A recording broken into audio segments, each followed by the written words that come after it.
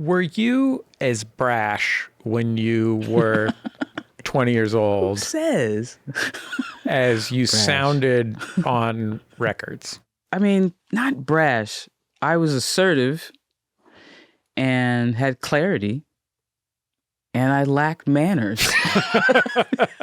To be honest, just lacked manners.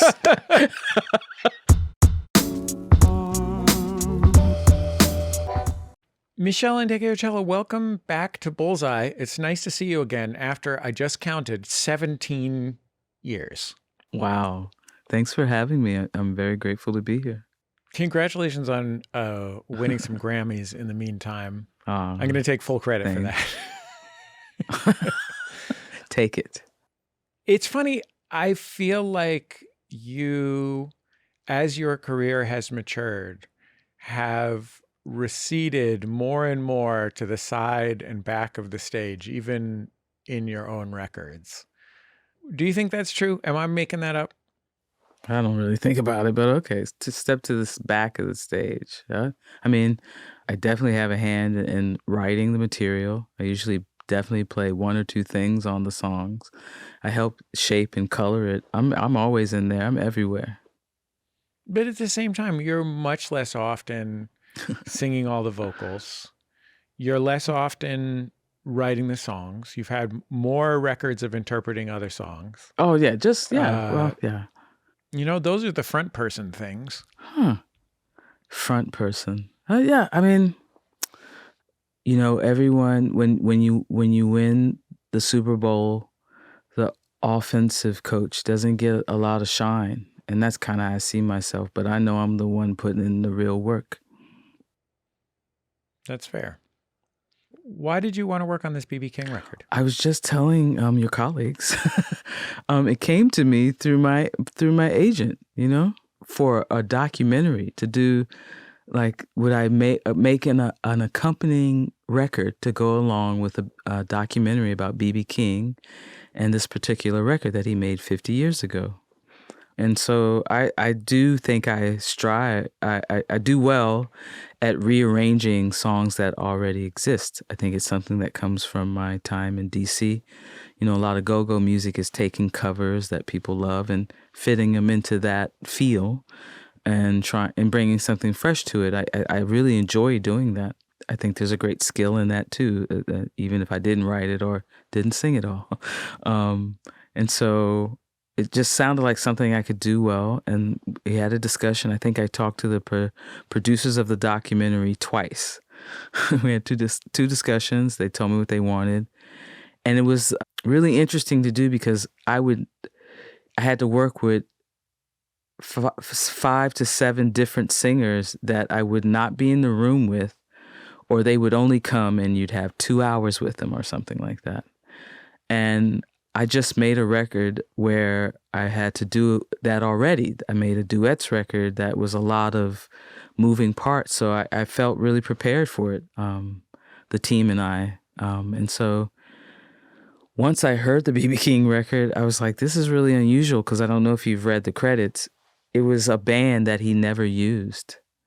It was something he produced, kind of did all his own, and it really sounds different from any of his other records. So it was just a challenge to see how I could bring something new and fresh to that, along with trying to understand perhaps, or, you know, I like to wonder, where was B.B. King at this moment in his life, you know?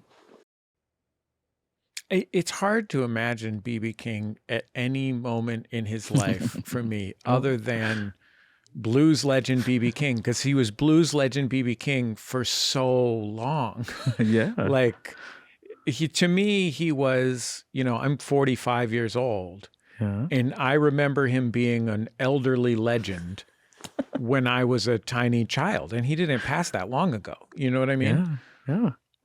He's forever. Plus, there's a great documentary. I forget the name of it, but, you know, blues singer, a preacher, or a pimp. The clothes work. You can pretty much stay the same throughout your arc in your career, and I feel like, yeah, he's timeless. You know, Meshell, I'm not going to lie. I feel that way about public radio hosts. Wow.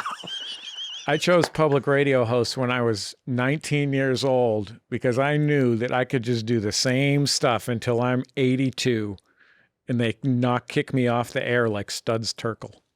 One of my faves. But I'm wondering if you have on slippers. We just can't see them.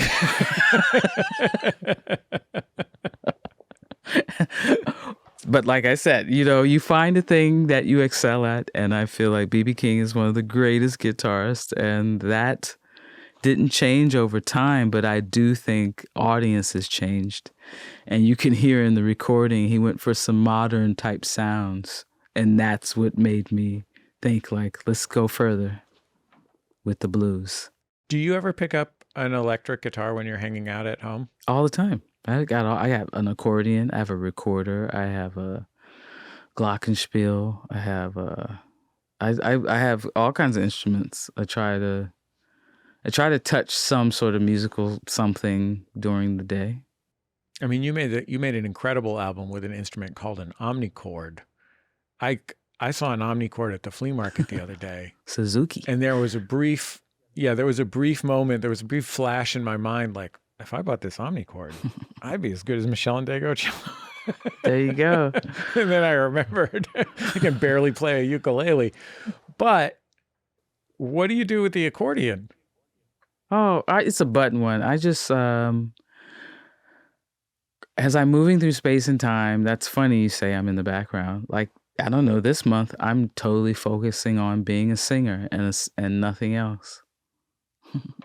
And so sometimes I just use it to like sing with myself and just hear something to give me a harmonic center. But right now I'm focused on being a good singer, and singing the way my body has changed. And people don't talk about it, but when your hormones change, your voice, it changes the character of your voice.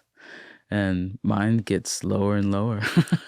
And so I'm trying to find different ways to use it. And so, yeah, right now I'm really focused on being languid and having enough air to sing and having a good tone in my voice. Are you fully comfortable with your singing? I mean, you've been singing on records for 35 years or 40 years or something. No, I only sing. Yeah, I only sing because when I was younger, I'd make these demos. I wanted to be like Terry Lewis and Jimmy Jam and write all the songs and for everybody. And so I would book these sessions at this like cheap studio, and I'd have these songs, and the singer would never show up, or if I didn't have enough to pay, they would, just never came. So eventually I just started doing it. And so I'm a reluctant singer. It's only recently that I'm trying to accept that this is my voice, and seems like some people like it. So the best I can do is just try to step into it fully, Were you ever uncomfortable with how deep your voice is, or were you excited about that? I must admit, I have a really specific kind of mind. I don't think, unless someone brought it up, I never thought about it. Personally, I hear people say things like, you have a nice voice, and I'd be okay. But I don't think about it, too much. Now I miss it just because I've lost falsetto points. So now I notice it's like, I don't have that high range, but I mean, I kind of dig it. I love David Bowie and Chris Connolly and Nick Cave. But I dig that. I dig that energy of the lower register. But like there was a time when on record, like even when you weren't singing, you were almost intoning. You know what I mean? Like you were really enjoying the talking sound of your voice. At least that's how it sounded to me. Oh, yeah. I'm a child of hip hop, I think, or spoken word, or, I saw it as an instrument, a way of communicating ideas, for sure. Gil Scott-Heron I think that was a big Gil Scott-Heron is influence. a DC guy. Yes. Like yes, you. Indeed. You grew up in the DC area, and you, as a musician, grew up playing in go-go bands. including, among others, you played sometimes with Rare Essence, who are one of the most important Yeah. go-go bands, if not the most important. I mean, in some ways, they say Chuck Brown invented go-go, which is fair, but Rare Essence also kind of invented go-go. What did it mean to you to play with bands as a teenager that were so important in the place you lived? Like, Rare Essence was it. You know what I mean? Oh, well, I think I forged some musical relationships that I think changed me. The way I thought about music, the way I lead a band. I think it helped me understand that at that period of time, late 80s, early 90s, go-go is a dance music. You have to find the right tempo. It's all couples dancing. That's an aspect of the music people don't talk about. People go there to get their grind on, like in Jamaican dance hall. And so it really taught me about tempos and flow,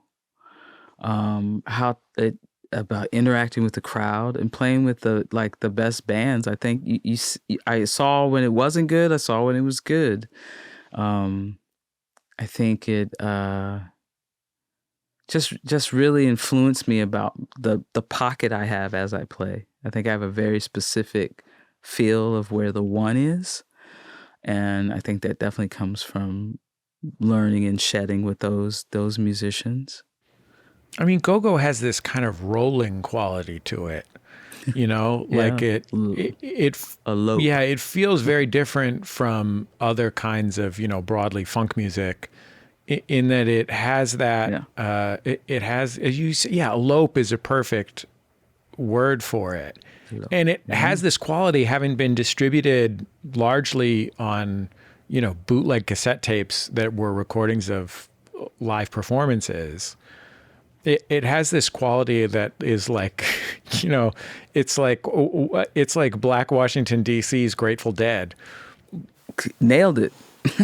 Like the way that you said, interpreting a song and lengthening a song and finding corners of a song is as important as, making a radio record, Yeah.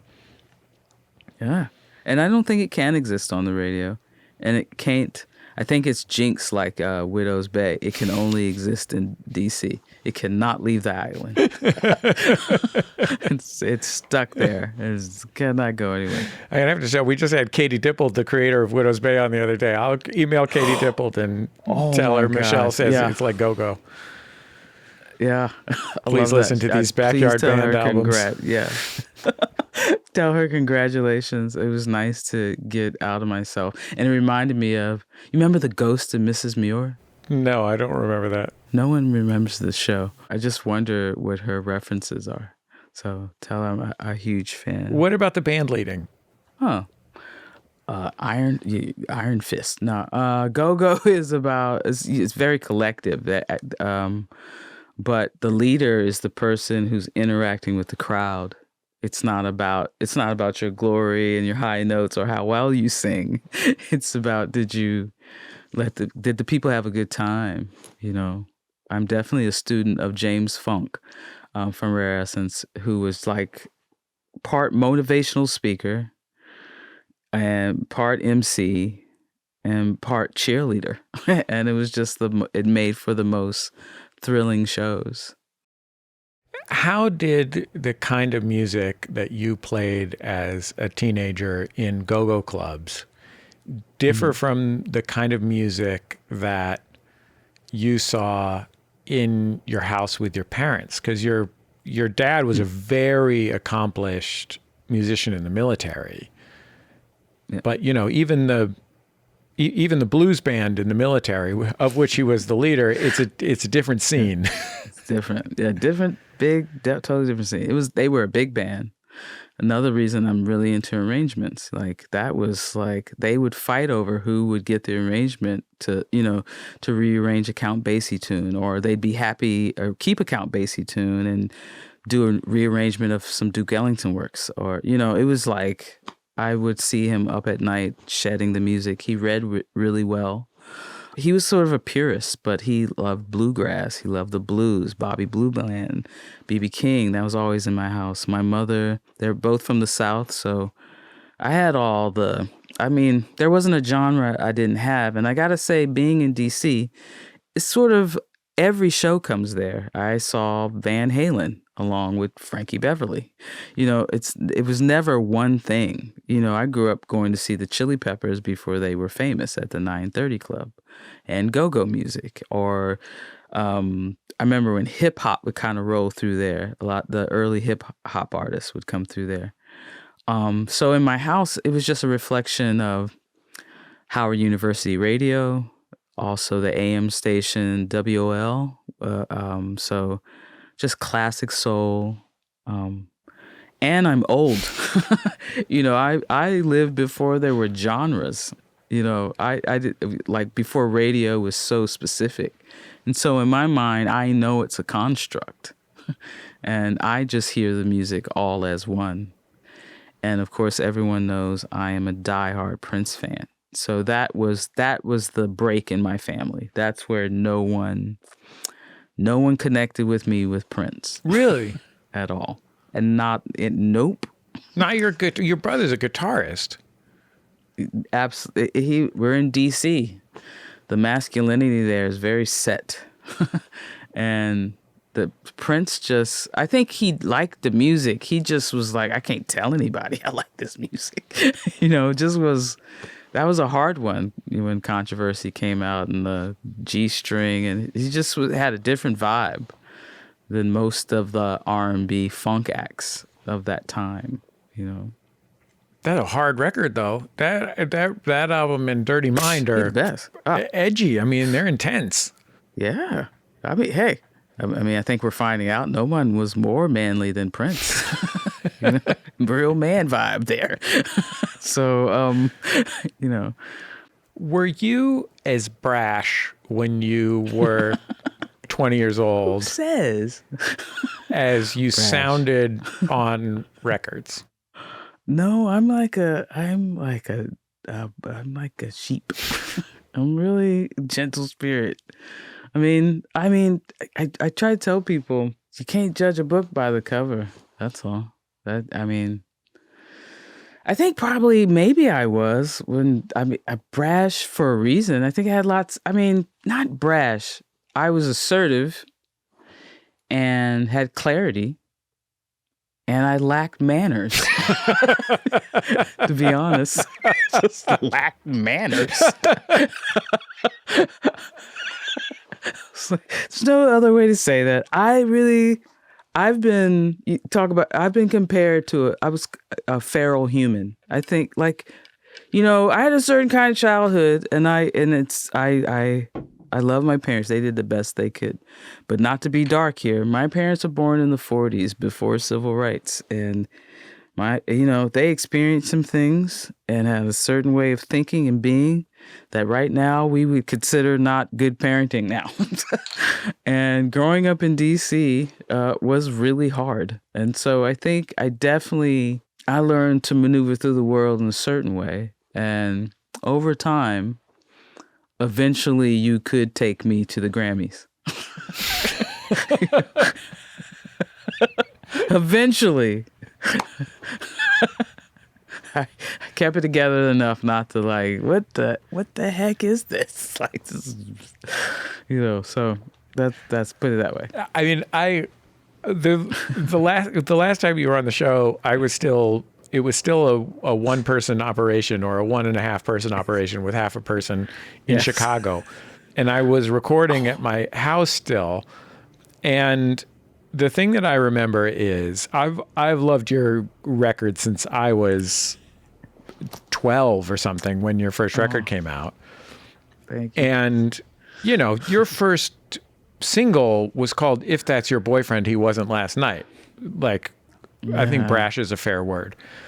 And you also don't do a ton of press. And I had asked a bunch of times to have you on the show. Your people finally agreed to have you on the show. I was so thrilled about it. And I'm sitting there and I'm like, I wonder what this person is like. Like I didn't have a strong sense of what your vibe was when you weren't on stage or in a recording booth, right? Yeah. And the thing that I remember very vividly is going to meet you at my front door, and you gave me what I can only describe as a mom hug upon greeting me. Yeah. And I was like, Yeah. okay, I see. This is great. Yeah. Yeah. Just, I mean, come on. I thought you were going to say, and you were short. No, you're medium. Okay. Because that's what I get most of the time. They're like, wow, I did not see that you were that short. But yeah, I am a mom. I did not enjoy getting to the realm of the living. But now that I'm here, I'm starting to get it. And I think, yeah, you definitely met me at the beginning of my like, okay, I think I'll stay here a while and try this out. But, this is, people in interviews. Oh, I read this book by Ross Simonini. Do you know him? No. Ross Simonini. He writes for The Believer. Yeah, I do know The Believer. Yeah. And I did an interview with him, a couple of them. And he was the only interviewer where something he just, it's like we were talking with our, not with our mouths. Him and I really just had a really strange connection. I'm always trying to find him. But he wrote a book called Formation, and it's all about the relationship between the interviewer and the interviewee. And once I started to realize we're in this dance, I shouldn't do this now because then it's going to ruin this whole thing between us. But let's keep dancing. But I see it for what it is. Either I'm trying to, like, I was told I'm coming here for this B.B. King record. Thank God, because I know all I did was the music.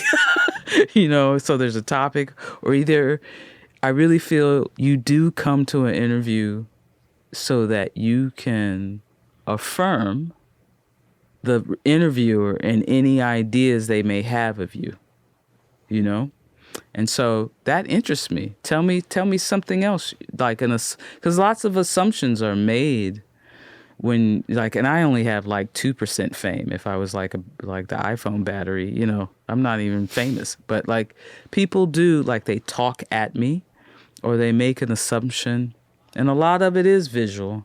But like, if you really got to know me, I'd probably like, let's share some recipes. Let's go for a walk in the park. What are you reading? And who's making the popcorn? And I love to listen to music, and for me, music is more to me than just a job. Now it's like for my well-being, and when I play music, it's the only time I feel raceless and genderless, and I can sort of transcend like this dimension, I read an interview where you very casually said, or at least it read as casual. What'd I say? You very casually said, I don't think my mom liked me.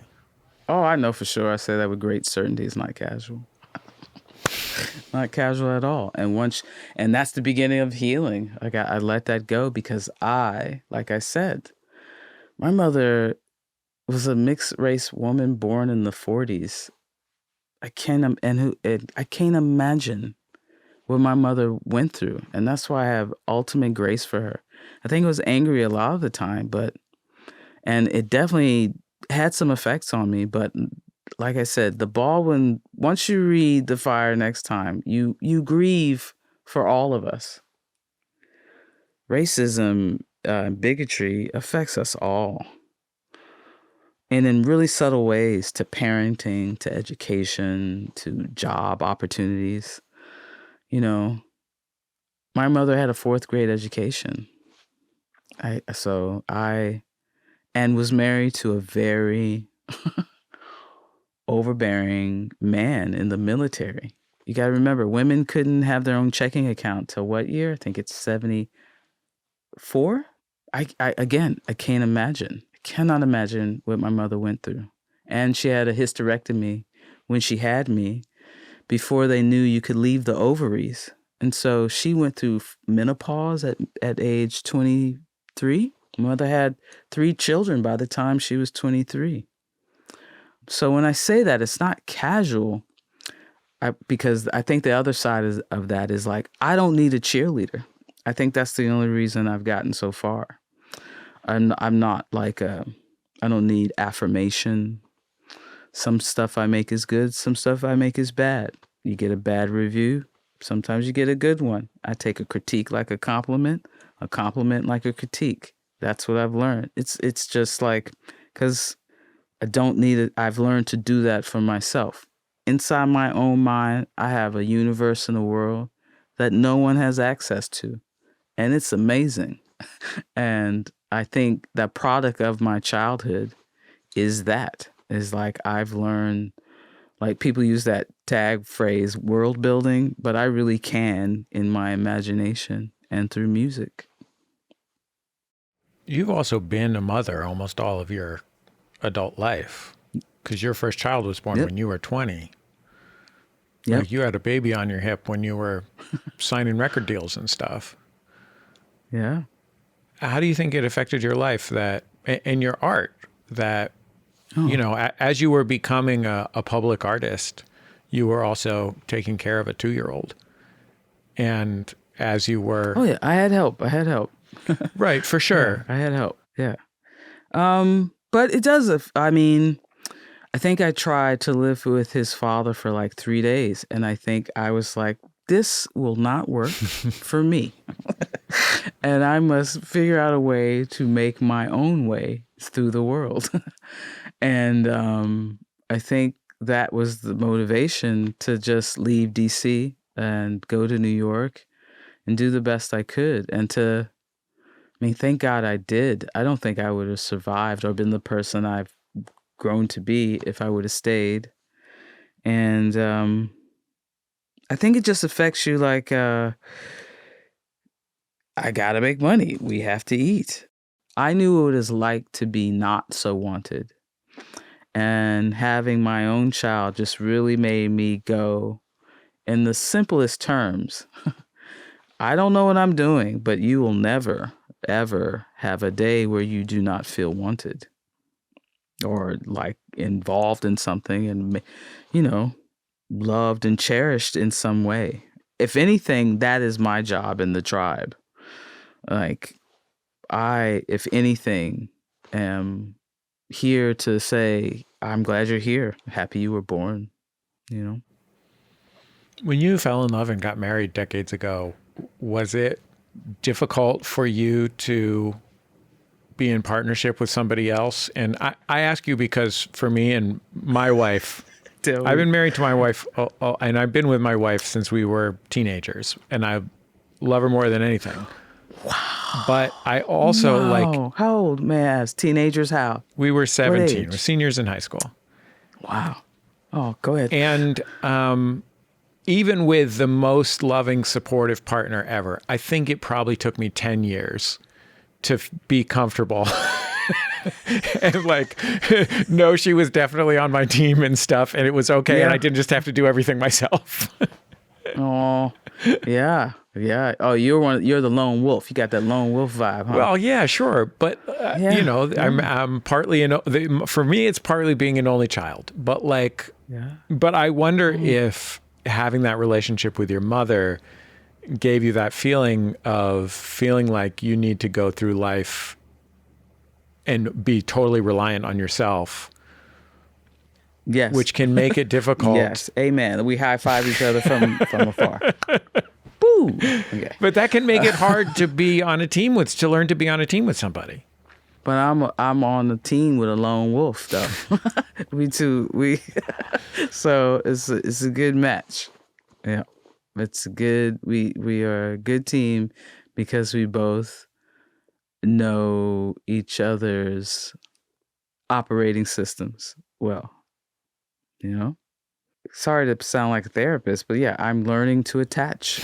It takes time, Or actually, I'd say to you, I don't know. It takes time to trust somebody. You're constantly changing. And even though you've known them since they were 17, them at 25 is completely different than them at 39.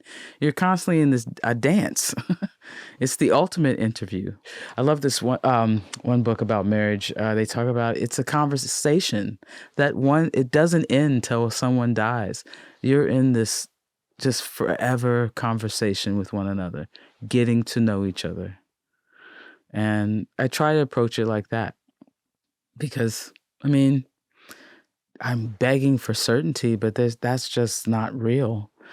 And you just try to find someone to ease that discomfort of knowing that nothing is for certain. I have one last music question for you. No, hit me. You're a brilliant bassist, and bass has always been your first instrument. And bass is an unusual instrument from which to lead a band. No, it's the best. It's the best position. Let me tell you why. I am both rhythm. I make the drummer sound good. I make the drummer make sense. Bass player is usually the one that knows the arrangement of the songs. If I don't change, nothing works. I make the chord that the piano player is playing work. You know, I can move around. I can see pretty much I can turn around and look at the drummer. I can turn around and look at the keyboard player. The singer can walk over to me and tell me stuff like, "Hey, maybe 4 more bars. Keep going." You know, like I'm the bass. Like the bass player don't sleep on the bass player. Like, come on. That's the foundation of the whole thing. I make it jump off. Like, don't get it twisted.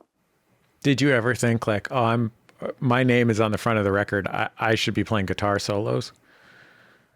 No, I don't have guitar dreams. I don't have that. I'm not I don't want to be wailing. Like the guitar players, like you don't want to marry a guitar player. They can't be your best friend, and they can't be the one in charge of the van. Like it just doesn't work.